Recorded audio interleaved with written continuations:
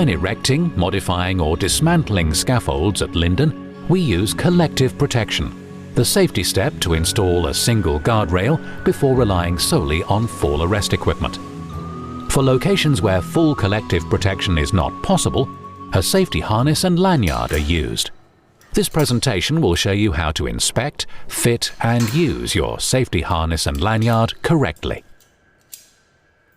Our standard harness is a Spanset 2X made of polyester webbing with rear and front D-links, complete with a T-Pack TPD130 double energy absorbing lanyard.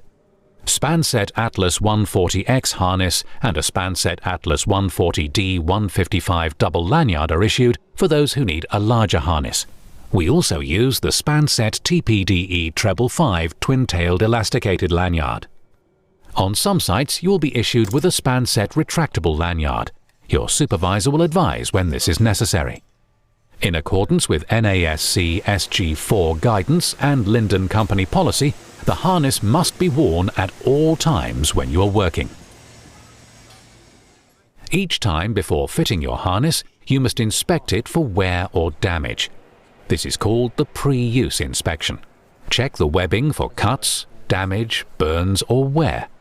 Look for abrasion, chemical or heat damage. Pay particular attention to the stitching and areas where the webbing may suffer higher levels of wear, such as the shoulder straps and adjacent steel buckles. Check for broken stitches and loose or worn threads. Inspect the steel buckles and D-links for damage, distortion or corrosion. Make sure the buckles work properly and it's possible to read the information on the harness label. Local abrasion, as distinct from general wear, may be caused by the webbing passing over sharp edges and may cause serious loss of strength. Slight damage to outer fibers is generally okay, but monitor it closely each time you inspect the harness. A serious reduction in width or thickness of the webbing means the harness can no longer be used and must be withdrawn from service. If a harness and lanyard is subjected to a fall, it must not be used again and be immediately withdrawn from service.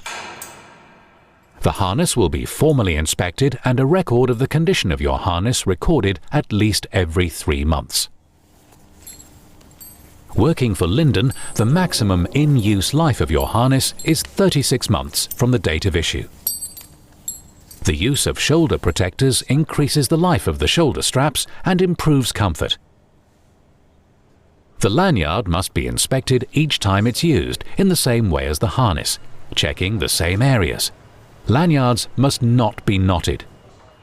As part of the pre-use inspection, check that the carabiners function correctly and are not damaged or distorted. It will be formally inspected by your supervisor at the same time as the harness inspection.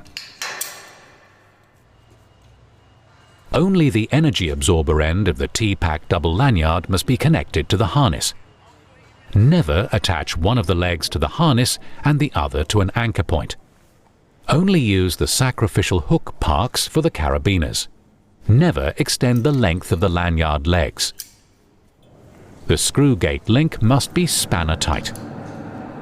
The harness and lanyard are extremely safety critical kit. If they fail while arresting a fall, you may be seriously injured or killed. Look after them properly. They should be stored and transported so they cannot be damaged by sharp objects, affected by chemicals or fuels, kept out of direct sunlight, and should not be left lying around site where accidental or deliberate damage may occur. To properly fit a harness, follow the procedure recommended by the harness supplier as shown in the fitting instructions supplied with the harness. Locate the rear D-link. Fit the harness over both shoulders. Attach the chest strap and adjust. Do not over-tighten. Keep the shoulder straps as close to parallel as possible. Fit the thigh straps, left strap to left buckle, right strap to right buckle. Do not cross the straps. Adjust straps by pulling on the free end and slide web tidy back. When standing, the harness should be comfortable without excessive pressure on the chest, shoulders or pelvic area. As a useful rule of thumb, the thigh straps are properly adjusted when it's just possible to get your fingers between the webbing and your thigh. The chest strap is properly adjusted when it's at the top of your chest with the rear D-link between your shoulder blades.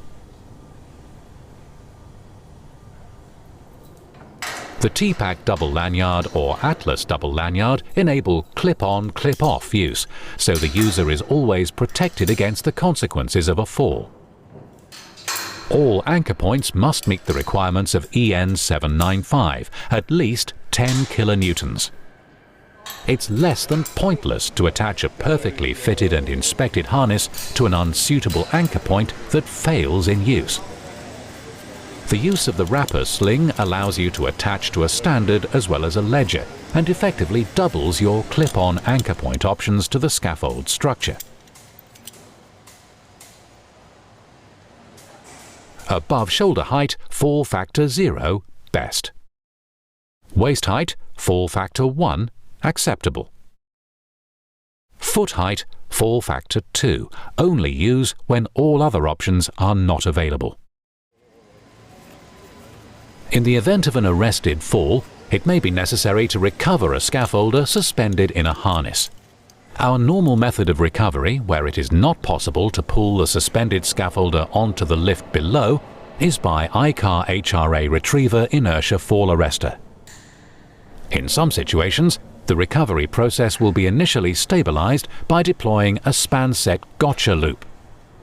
The specific rescue plan will detail the rescue procedure applicable on each site, and the procedure will be explained by your supervisor. To recap, the harness and lanyard are extremely safety-critical kit. If they fail while arresting a fall, you may be seriously injured or killed. Look after them properly. To ensure your safety in the event of a fall, your harness and lanyard must be in good order, fitted correctly and attached to a secure anchor point. Following this presentation, please talk to your supervisor or SHEC manager if there's anything that you don't fully understand, or if you require further information on fall arrest or fall rescue equipment, or the fall rescue plan for the site where you'll be working. Thank you for watching.